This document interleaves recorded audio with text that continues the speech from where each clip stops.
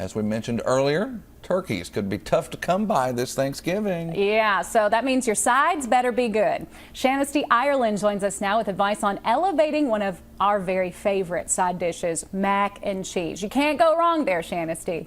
I know, it's so easy, guys, and it's just a fan favorite for all ages. Macaroni and cheese in our house for Thanksgiving is a staple side dish. I don't know about you guys. Is that one of your staples? Oh, absolutely. And Okay. Everybody does it slightly differently. You know, everybody has their own unique twist. They do. And so my twist today is going to be adding potato chips to my mac and cheese casserole. But before we get to the actual recipe, I want to hit you guys with some Thanksgiving fun facts for you. Oh, hit us with them. I love it. All right. Okay. So we all know that the first Thanksgiving feast, of course, was with the Plymouth colonists and the Native Americans sitting down for an autumn harvest. But what a lot of people don't realize is turkey wasn't even on the menu for that first sit down of Thanksgiving. It was actually ducks, geese, swans. That's what historians believe it was.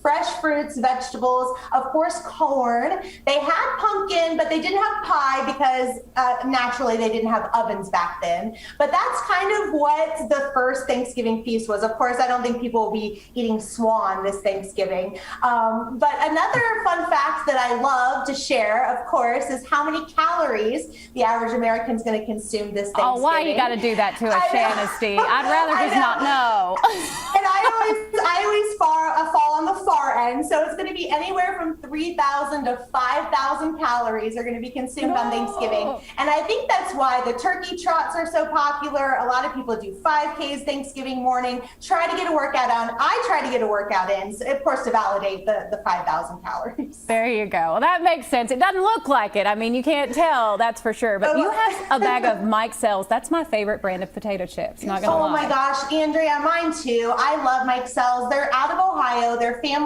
owned and operated. They've been around for over 100 years, so they're a nostalgic brand. They've had the same looking bag forever, and you just recognize it on the shelves. So my recipe is going to consist of the regular Mike Sells potato chips. Of course, they have lots of different flavors. You can pick it up at your local Kroger, Meijer, Walmart there in Lexington. But I'm going to hit you with the recipe if you guys are ready for it. Absolutely.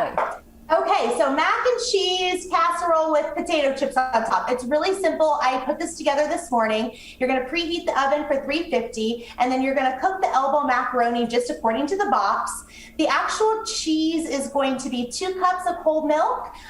Shredded cheese, I did about 11 ounces of that. I did 2 tablespoons of flour, dry mustard as an added seasoning in there, salt and pepper, made it really nice and cheesy, added it to the noodles that were already cooked. And then, of course, I topped it with the crushed up Mike Sells potato chips. This is just going to give it a really nice savory flavor. It's going to give it a crunch. I know a lot of people like to do corn flakes, but I like to opt for the potato chips because it adds a little bit more salt as well.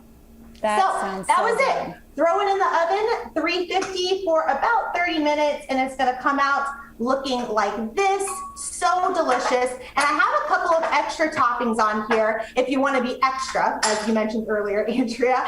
We've got some green onions and, of course, everything.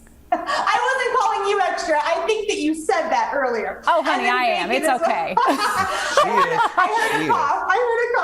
Of course, you know I love you, so I mean that with all sincerity. But then we're going to add some bacon on top as well because everything's better with bacon. So we've got bacon, potato chips, green onions, and that's it, guys. It's so simple, and it's a crowd pleaser. If the kids don't like these toppings, of course, you can pass them up and make 2 different. You can just cut the casserole in half as well. So that's it.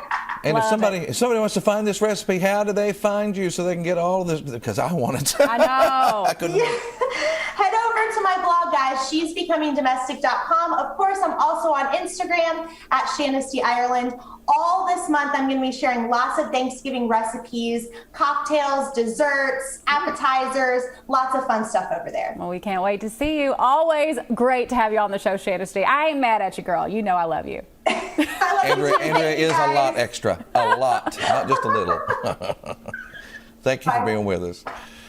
All right, getting to know the vets who care for our pets is so very important. It is, and Dave Baker joins us now to introduce us to another member of the team at the Richmond Road Vet Clinic.